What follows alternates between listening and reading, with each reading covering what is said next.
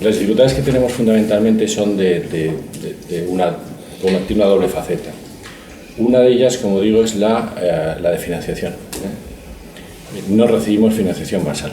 La investigación básica es deficitaria, por definición, y nosotros, a diferencia del resto de los centros públicos de investigación, que reciben entre un 50 y un 80% de financiación de los presupuestos generales del Estado o de las comunidades autónomas, no recibimos nada de financiación basal.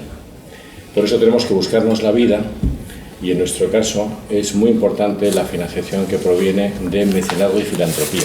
El otro problema que tenemos es la mentalidad de los investigadores, es decir, cómo romper la mentalidad puramente academicista.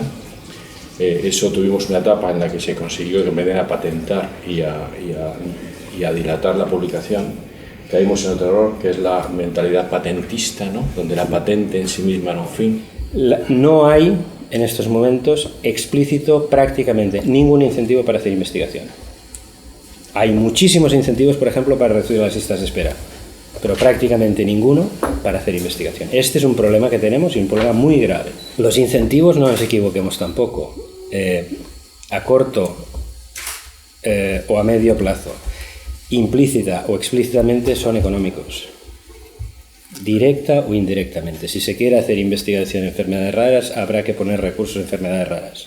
Otra cosa es de dónde vengan. Entonces creo que un problema añadido es que no hemos tenido, y me da igual el partido político, ningún color, ha habido una sensibilidad especial por la investigación y el desarrollo, y todavía tampoco la hay. En algún momento se tiene que asumir que el Ministerio de Economía olfatee que investigaciones farmacéuticas generan muchísimos réditos y de que tienen que hacer algo para catalizar que esto sea un producto del país, ¿no?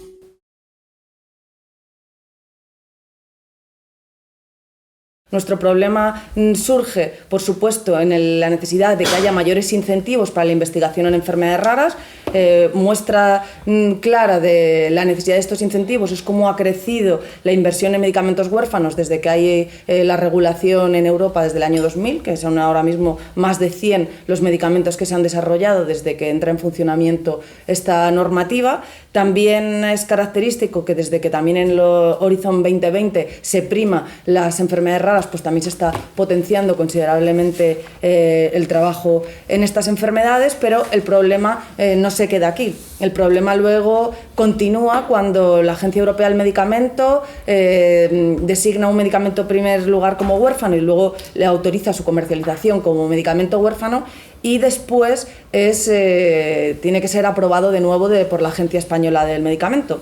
Sabemos que ahora mismo hay un desfase de en torno a un 40% entre medicamentos autorizados a nivel europeo y comercializados en España.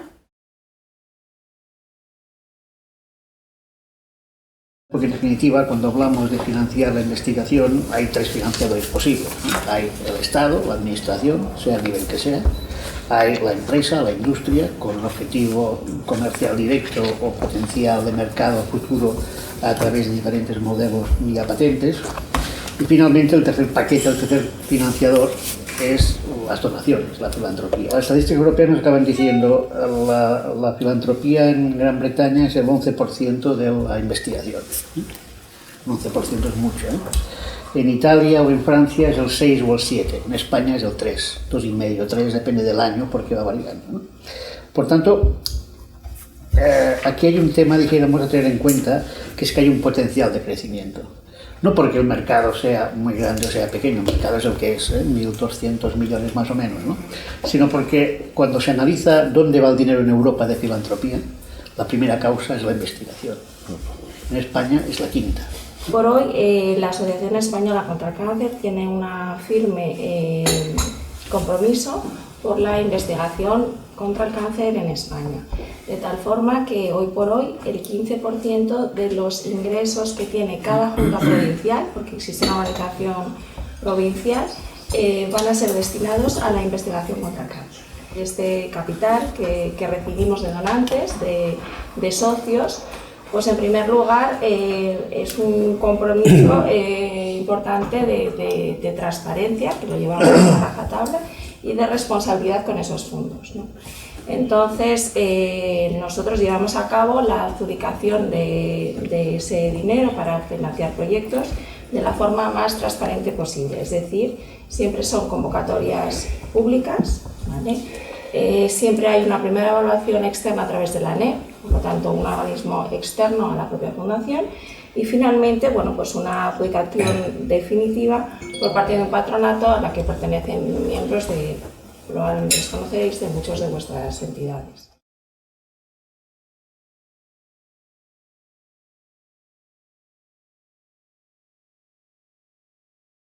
Por diferentes razones, el modelo de innovación y acceso a medicamentos esenciales, en los asuntos que a nosotros nos preocupan más, que son las enfermedades que afectan a las poblaciones pobres, ya sea víctimas de enfermedades tradicionalmente olvidadas como el Chagas o en su momento la malaria o el SIDA, o bien pacientes pobres, enfermedades como la hepatitis C, el cáncer, es decir, el nuevo...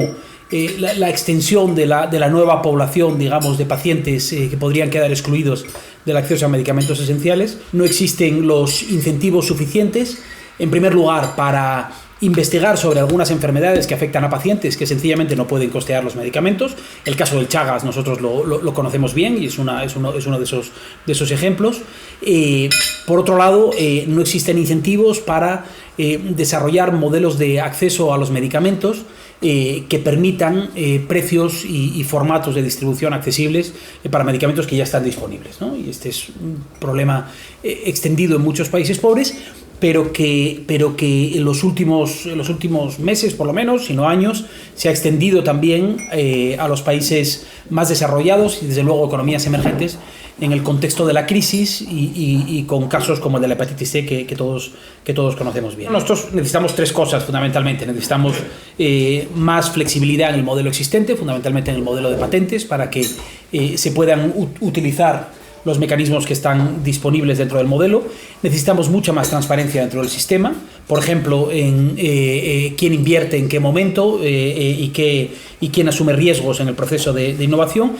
Y necesitamos, en fin, mejores ideas. Este es uno de esos asuntos complejos de interés público, en donde simplemente la voluntad de las partes y los recursos económicos incluso no son suficientes.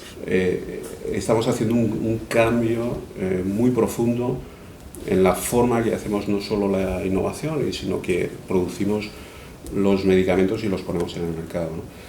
Pero en un contexto de un sistema de investigación que, como todos los que trabajáis aquí lo sabéis muy bien, desarrollar un medicamento es una tarea muy costosa, muy larga y de alto riesgo, ¿no? Y esas tres componentes juntos es lo que introduce complejidad y hace que en los últimos tiempos, además, esa complejidad y esos costes o ese tiempo o ese riesgo incluso hayan aumentado. Lo que estamos explorando es modelos colaborativos con la industria. La industria está en el mercado.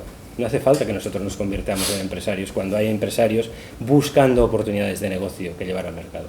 Y eso se puede hacer con biotechs.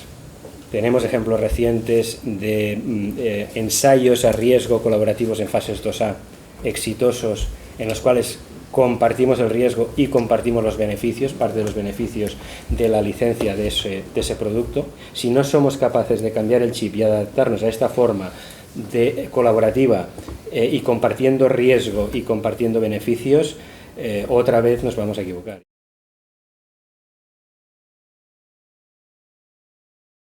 Que seguramente hay una hipertrofia en el marco regulatorio.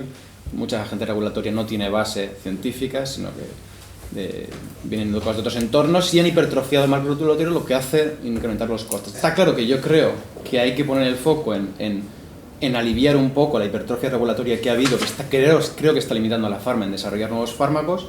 Al mismo tiempo creo que tiene que haber un marco regulatorio más estricto y más severo en que impere la humanidad y los derechos humanos. O sea, no puede ser, nos alarmábamos de que 1 millón de personas se muriesen en Auschwitz y dejamos morir a varias decenas de millones de personas por SIDA en África cuando el tratamiento estaba a la vuelta de la esquina. Eso es un tema o una cosa conocida tanto por reguladores, por industria, como los agentes, y hay muchas iniciativas, por ejemplo, de las agencias, de la Agencia Europea del Medicamento, también de la FDA y de las agencias nacionales, de hacer cosas desde los famosos fast track para productos que están en desarrollo y que se ven prometedores y que bueno, se intenta traer lo más deprisa al mercado precisamente para que los pacientes tengan acceso a ello lo antes posible, o como los modelos estos de los adaptative pathways, que llamamos, de las sendas adaptativas, de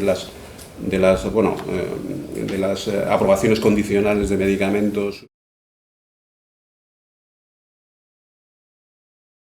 Que todos sabemos muy bien que lo que hace falta es una inversión muy fuerte en los países en desarrollo en sistemas sanitarios. O sea, porque más allá del acceso a los medicamentos puntualmente, quiero decir, el 95% de los medicamentos esenciales de la OMS están ya fuera de patente. Quiero decir que si no hay acceso, no es un problema de la patente. Hay muchos programas de colaboración de diversas farmacéuticas con países en desarrollo y muchas veces el principal cuello de botella es la capacidad de acceder, realmente llegar al paciente, no hay infraestructuras, los intermediarios se quedan las cosas por el camino, es decir, un montón de cosas que hay que abordar, ¿no? De cierto, los sistemas de salud en los países en desarrollo, en general, sobre todo en los países menos adelantados, son catastróficos. Y el problema del precio de los medicamentos es solo uno, pero es uno y muy fundamental, y es un obstáculo clave en el acceso, ¿no? En un país como Egipto, donde el 15% de la población padece hepatitis C, el precio de los tratamientos como el sofosbuvir, simplemente la mejor oferta que pudo hacer con precios diferenciados Gilead en su momento, suponía 5 veces todo el presupuesto de salud del país. Es decir, que era un obstáculo definitivo en este caso, ¿no? Lo que en aquel momento era un problema fundamentalmente de países africanos y en unas circunstancias muy determinadas, que se resolvió con medidas ad hoc de licencias obligatorias y de excepcionalidades en los acuerdos de propiedad intelectual, ahora se está extendiendo de una manera preocupante al conjunto del planeta. Economías emergentes, desde luego, pero de nuevo vuelvo al problema de la hepatitis C aquí en España y lo que será el futuro de los tratamientos oncológicos, por ejemplo, es decir, la realidad de que el gasto farmacéutico se dispare de tal manera que sencillamente los sistemas de salud pública no tengan la capacidad de garantizar la cobertura universal de salud por la vía farmacéutica, ¿no? Como estamos en España en un sistema descentralizado, la situación de inequidad es exacerbada. Hay comunidades autónomas que pueden tener acceso a un medicamento que está comercializado y personas que viven en otra comunidad autónoma y no tienen acceso. Muchas veces ni siquiera depende directamente de la comunidad, sino de la propia gerencia del hospital y del presupuesto hospitalario. Por supuesto, bajo ningún concepto debería recaer la decisión de que una persona tenga acceso a un tratamiento vital y que además conforme recibe o no ese medicamento podemos hablar de retener el avance de la enfermedad y de consecuencias que son de carácter irreversible. Eso no puede estar a merced de los presupuestos de un hospital. Nosotros por eso siempre hablamos de la necesidad de establecer un presupuesto centralizado, tal y como se desarrolla en otros países. Yo creo que el caso de la hepatitis C es atípico, es un caso que se puede analizar más a fondo